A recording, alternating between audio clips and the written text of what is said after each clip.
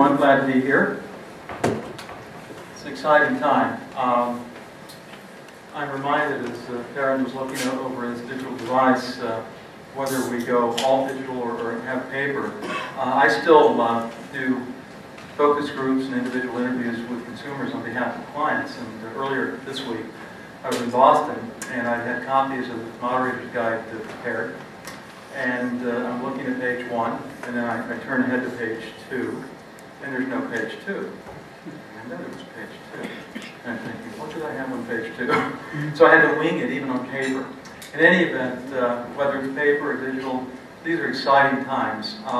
Probably never in my lifetime have I seen a convergence of technologies and opportunities, as we'll be discussing tonight. So what I want to do is give you a brief overview of the landscape as we see it, sort of split my time between thinking about and trying to synthesize the landscape as we see it evolving as an analyst, but then also advising individual clients and doing research as well as consulting on their behalf, trying to help them identify and figure out which opportunities are within grasp and how to capitalize on those. So I was moderating a panel in early December, and Bill Gurley was benchmarked, remarked that one of his colleagues had made an observation that he thought was profound, and I did as well, and that is, soon your mobile device will be a remote control for your life. And it prompted me to think about several questions, including, what will mobile control? And I put that term in quotes. Why is mobile assuming such an integral role in so many facets of our lives? And perhaps related, what are the advantages of mobile? So I also had the opportunity at the very end of December to brief a client on mobile opportunities across some 6 verticals. So we're going to be talking tonight about mobile commerce, but as Bob mentioned earlier, whether you look at healthcare, energy, transportation, mobile is really playing a pivotal role in all of these verticals or categories. I'm also speaking, a little scary, at a conference in the Middle East, not that the Middle East is scary, but speaking at a conference in Abu Dhabi on mobile innovation around the world. In fact, if you're interested to get in touch with me, and I'll send a link, but there's a competition by a variety of organizations, including some UN agencies, that have selected, quote, the best mobile apps in the world, many of them from developing countries. So it's not only established countries, but emerging markets as well.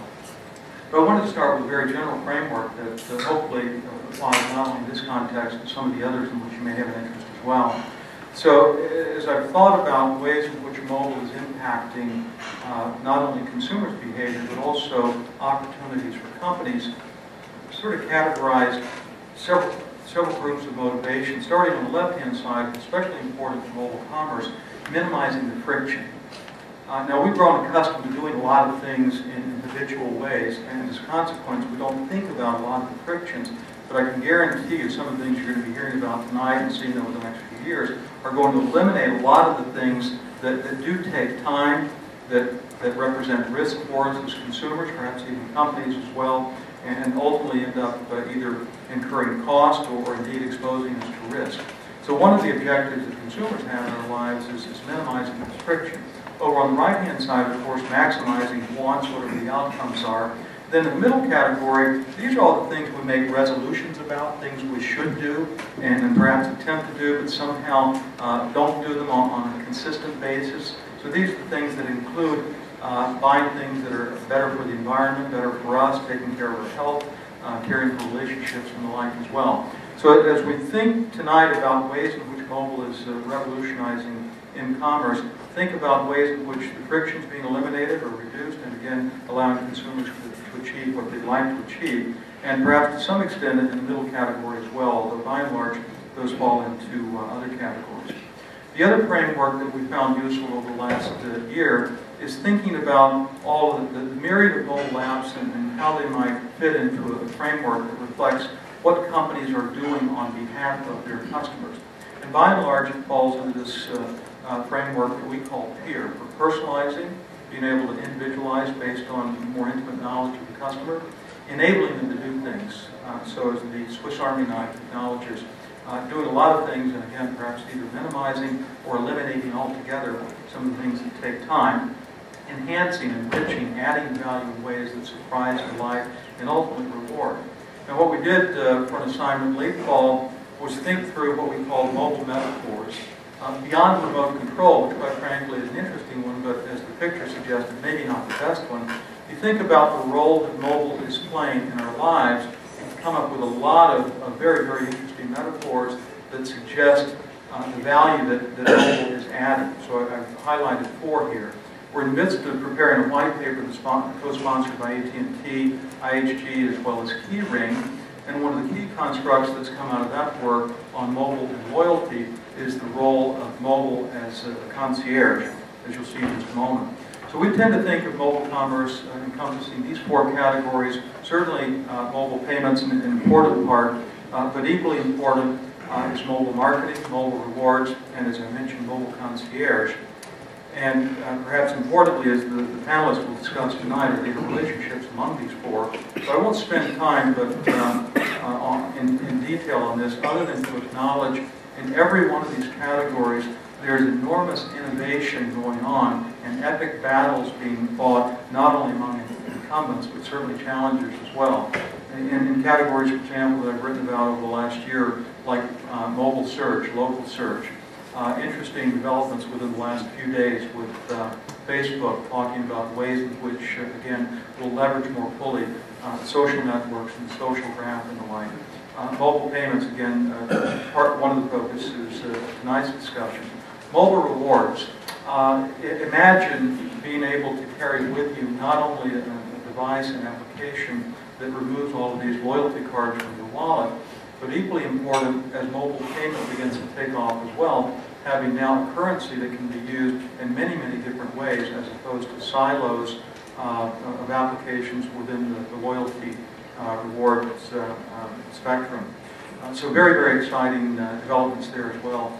I think a great deal of work and developments taking place under this category called mobile concierge. If you have a better name for this category, I'm very open to it. But essentially, these are all of the things that brands, businesses, and third-party providers are doing to assist mobile customers with information, recommendations, and assistance and the like.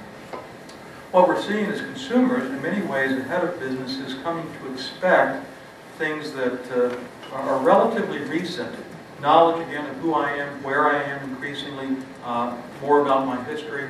But note the headline there, critical importance, expecting trusted business partners to know these things and to use them in ways that are beneficial to the consumer. So before I hand it over to the panelists to introduce themselves and tell us a little bit about what they're doing, I do want to acknowledge that mobile payment is what we call a classic new-to-market product. And it's characterized by a number of things, I think especially features and capabilities and benefits that are new and unfamiliar. The awareness is still relatively low. Individuals trying it for the first time are still relatively unfamiliar with how to use it, perhaps even some of the considerations and the like. So lest we get ahead of ourselves, I'm reminded of something that Karen Webster wrote at the very end of the year. She was talking about a discussion she had with policymakers, reminding us that generations of payment technologies tend to take a decade or more to roll out. So we're still in the very, very early innings of this, but it's an exciting time. And I'll just conclude with this slide, acknowledging there's a myriad of table stakes, things that have to be matched in order for the mobile payments and other technologies to replace, much less take off. But importantly among them are the unique benefits to the end user, but also to others in the ecosystem, especially merchants and the like as well. And we're likely to see incentives to adopt and use. So again, it's an exciting time thinking about ways in which these technologies and capabilities will play out. And I think with that, I'll just close my remarks by mentioning that a lot of the things that I've mentioned are available in reports that I've written over the last couple of years, and they're available free of charge on our website at immr.org.